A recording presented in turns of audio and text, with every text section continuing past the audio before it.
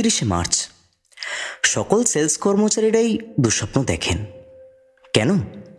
কারণ এই দিনে উপরমহলের কর্তারা ঠিক সুন্দরবনের বাঘের মতন হয়ে যান।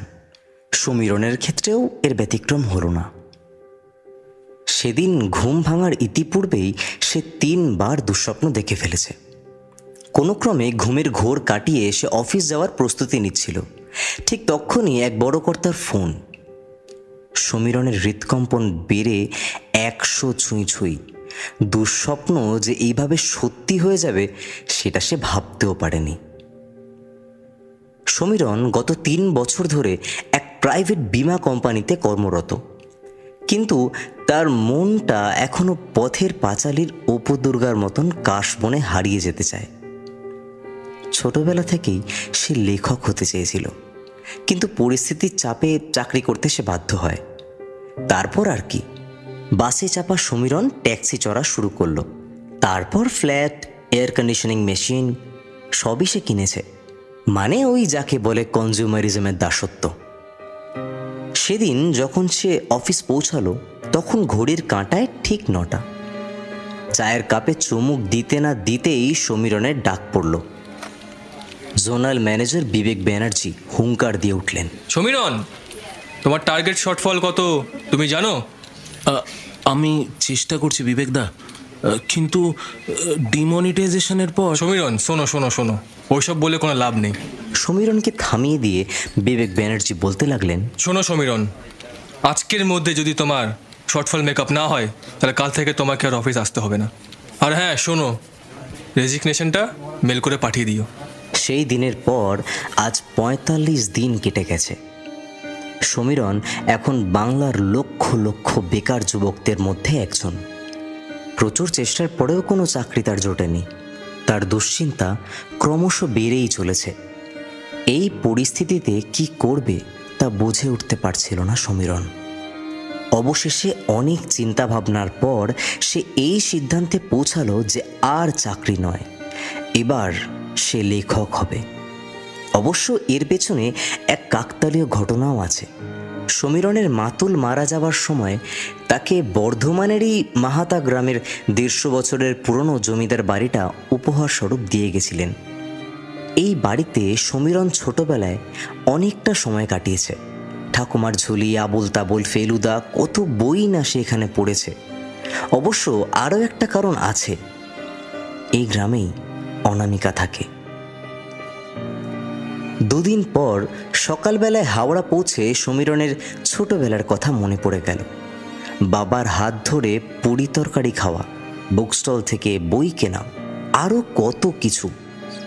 কিন্তু এখন কীরকম যেন সব পাল্টে গেছে। পুরীর দোকানগুলোও আর নেই, বুকস্টলগুলোও যেন উধাও। শুধু আছে ঝা চকচকে দোকান, যেগুলোতে বিলেতি খাবারের বাহার। এটাই বোধহয় নিউ ইন্ডিয়ার আচ্ছে দিন। আর একটা জিনিসও সমীরণ লক্ষ্য করল, লোকসংখ্যা আগের চেয়ে ঢের গুণ বেড়েছে, আর সাথে বেড়েছে ক্ষুধার্ত ভিখারিদের সংখ্যা। বর্ধমান স্টেশনে নেমে একটা টোটো ভাড়া করলো সমীরণ। মাহাতা পৌঁছাতে মোটামুটি 1 ঘন্টা লাগবে। সমীরণ দেখল রাস্তাঘাট খুব একটা বদলায়নি, কিন্তু গরমটা বেশ বেড়েছে।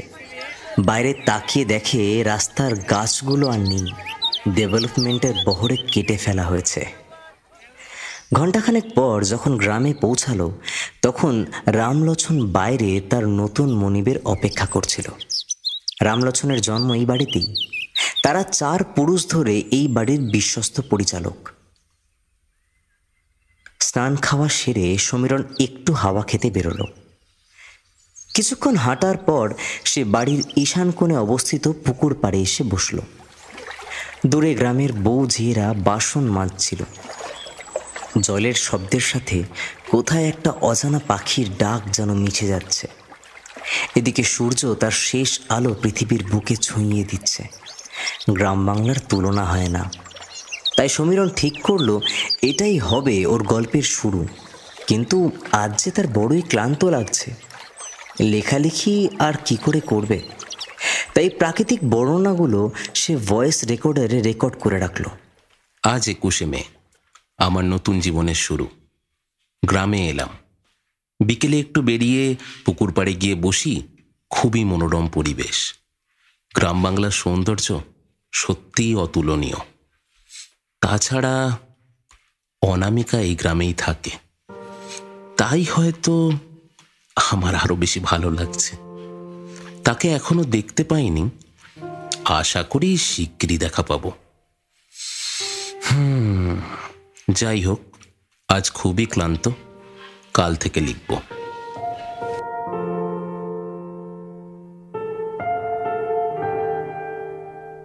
রাত 12:45। হঠাৎ একটা শব্দে সমীরণের ঘুম ভেঙে গেল। শব্দটা বাইরে থেকে আসছে, জল তোলার শব্দ। কিন্তু এত রাতে? সমীরণ উঠে জানলা দিয়ে দেখে একটা মেয়ে জল তুলছে। ওই তো ওই তো ওই তো সে। এই বলে সে বাইরের দিকে বেরিয়ে যায়।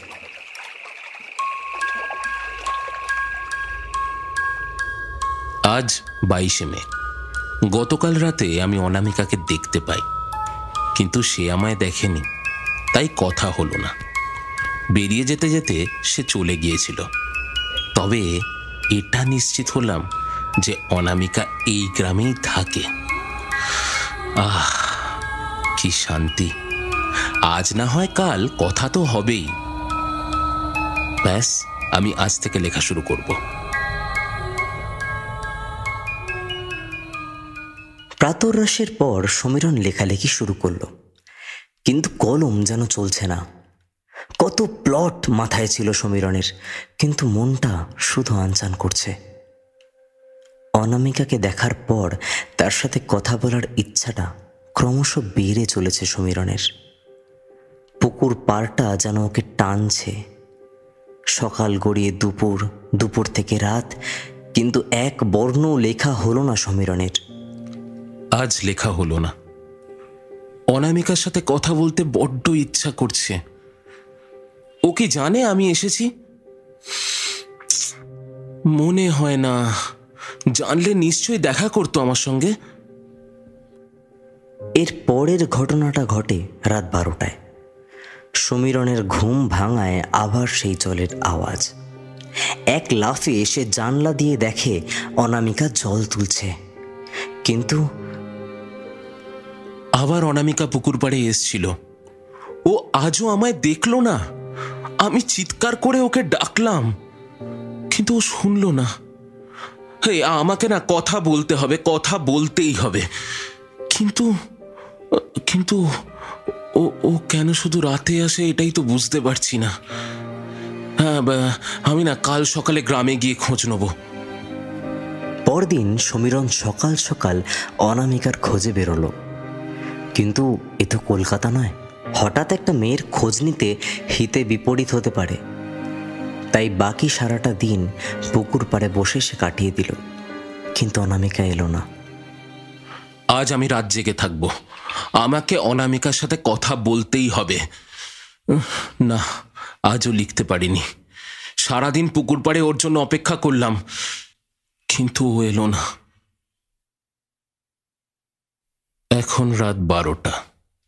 আমি জেগে আছি শুধু অনামিকার অপেক্ষায়। আজ ভোর রাতে অনামিকা এসছিল। আমায় দেখে মুচকি হেসে চলে গেল। কথা বলল না, হয়তো লজ্জা পায় বলে। কিন্তু আমার যে আর তর্স হয়েছে না। অনামিকা এলে আজ আমি কথা বলবই, সে যাই হয়ে যাক। এখন 12টা বাজে। এখন সকাল না রাত জানি না। মনে হয় 2 দিন কেটে গেছে। আজ কত তারিখ কি জানি। অনামিকার আর দেখা পাইনি। ও আসছে না কেন? অনামিকা আসেনি। ওর কি শরীর খারাপ হলো? আমি কি ওর বাড়ি যাব? ওর বাড়ি যেতে পারিনি। শরীরটা খারাপ লাগছে, কিন্তু কথা যে আমায় বলতেই হবে।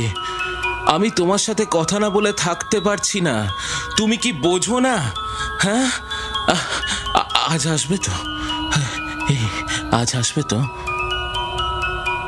আমি জানি আজ তুমি আসবে, আসবেই। আজ না এলে আমি কিন্তু আর কোনোদিন তোমার জন্য অপেক্ষা করব না। এই আসবে তো? আজ আসবে তো? কালও এলে না তুমি। আমি দুর্বল হয়ে যাচ্ছি। তোমার সাথে কথা না বলার যন্ত্রণা আর সহ্য হয় না। আচ্ছা, আমি কি পাগল হয়ে যাচ্ছি? আমি আরে আরে পুকুর পাড়ে ওটা কে? হে, ওটা অনামিকা না? ওটা ওটা ওটা অনামিকা। না না, ওটা ওটা গাছের ছায়া। না না, ওই তো অনামিকা। অনামিকা ও জল তুলছে। হ্যাঁ, জ্যোৎস্নার আলোতে আরো সুন্দর দেখাচ্ছে ওকে, খুব সুন্দর দেখাচ্ছে। আজ কথা বলতেই হবে, আজ কথা বলতেই হবে। অনামিকা আমায় দেখছে, ওই তো হাসছে। তুমি দাঁড়াও, আমি আসছি। অনামিকা, অনামিকা, অনামিকা। এটাই লাস্ট রেকর্ডিং স্যার, আর কিচ্ছু বলতে পারিনি। বডিটা পোস্টমর্টম করতে পাঠাও। মনে তো হয় সুইসাইড কেস। আর এই বাড়ির কাজের লোকটাকে একটু ডাকো তো, একটু কথা বলবো ওর সাথে। রামলোচন তখন মর্মাহত। যাকে ছোটবেলা থেকে কোলে পিঠে মানুষ করেছে, তাকে মৃত দেখতে হবে সে কোনোদিন ভাবতেই পারেনি। আচ্ছা, তুমি কতদিন ধরে এই বাড়িটাতে কাজ করো? আগে আমাকেও জন্ম এই বাড়িতেই। তোমার দাদাবাবু কলকাতায় থাকতেন না? হ্যাঁ স্যার, বড়বাবু মারা যাওয়ার আগে দাদাবাবুকে বাড়িটা লিখে দিয়ে গেছেন, তাই তো দাদাবাবু কলকাতা ছেড়ে এখানে এলেন। I see. আমি খবর নিয়েছি চাকরি যাওয়ার পর সমীরণবাবু একটু কেমন যেন ভেঙে পড়েছিলেন, তাই বোধহয় সুইসাইডটা করেছেন। ঠিক আছে, তুমি এখন যাও। এই শোনো, এই অনামিকাটা কে? অনামিকা দিদিমণি, সে তো বাবুর ভালো বন্ধু ছিলেন। এক মিনিট, ছিল মানে? এখন কোথায় সে? অনামিকা দিদিমণি, তিনি তো অনেক দূরে এখন স্যার। দূরে মানে? দূরে কোথায়? এই গ্রামেই থাকে তো? আজ 3 বছর হয়ে গেল স্যার। অনামিকা দিদিমণি এই পুকুরের 2 পা মারা যান।